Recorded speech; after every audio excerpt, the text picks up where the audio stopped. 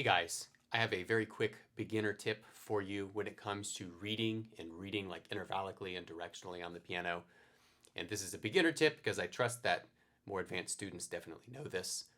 But I was working on a Mikrokosmos exercise with a student earlier today, and I realized that the student wasn't really thinking in terms of like up or down or out or in. Basically the four directions that your hands can move relative to one another. And this is kind of crucial because this is like how we read. We read intervallically mostly, as in we're comparing like note distances and directions.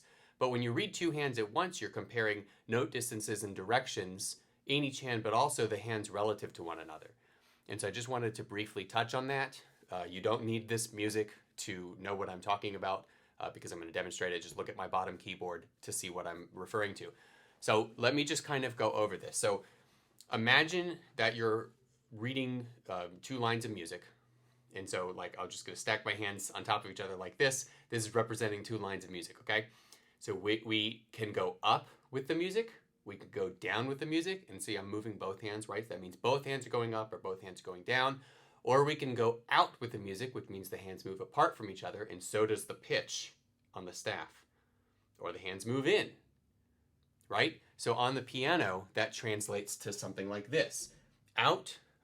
Let me go up. Up is going to be movement to the right, which means that on the music, the pitch is going to rise. It's going to go up towards the top of the page, but that means you're going right on the piano. Even if it falls, you're going left on the piano. If the voices move away from each other, you're going out. And then if the voices move in towards each other, you're going in. So like totally a thing we take for granted, but actually can really help a beginner. So I was working on this exercise number 12 from the Mikrokosmos Volume 1. And there is a little part at the end. Basically, the whole exercise is in contrary motion. So the whole thing is going out and in and doing contrary motion where the hands are basically opposite. But at the very end, the directions reverse a little bit, and it always trips students up. And so I've seen enough of them trip up that I kind of want to mention something about it. So I'm going to start here at the end, and what I'm going to do is I'm going to kind of narrate the direction that I'm reading. All you need to do is watch my hands. You can kind of think about this. Of course, I'm watching the music. But I see the music, and I see basically what I see is the music is going, it's starting at a fixed point, and it's going in, which means we're moving in, hands are moving in. Then it goes back out, then it goes back in, and then it goes up, and then it goes like in, and then it goes back out. Like that's what the music is doing. That's like what I'm seeing. So I'm going to show you that. So starting from this note, we're going to go in, out, out, out, in, up, down, down, in, out, out, out.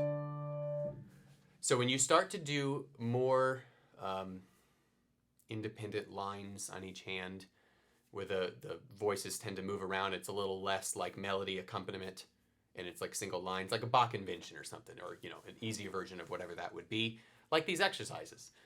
That is a great example of when this kind of thinking of the up, down, in, or out is like extremely helpful.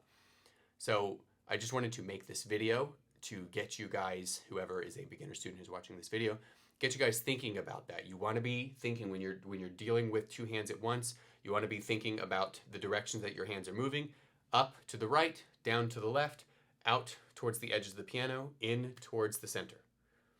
And you want to compare that direction with what the music looks like on the page, even in a general sense, because the more you experience it, the more your mind will start to fill in the more particular details. And this will become more intuitive, and you'll think about it less, and you'll be a better pianist. So anyway, hope that was helpful. See you in the next video. Bye.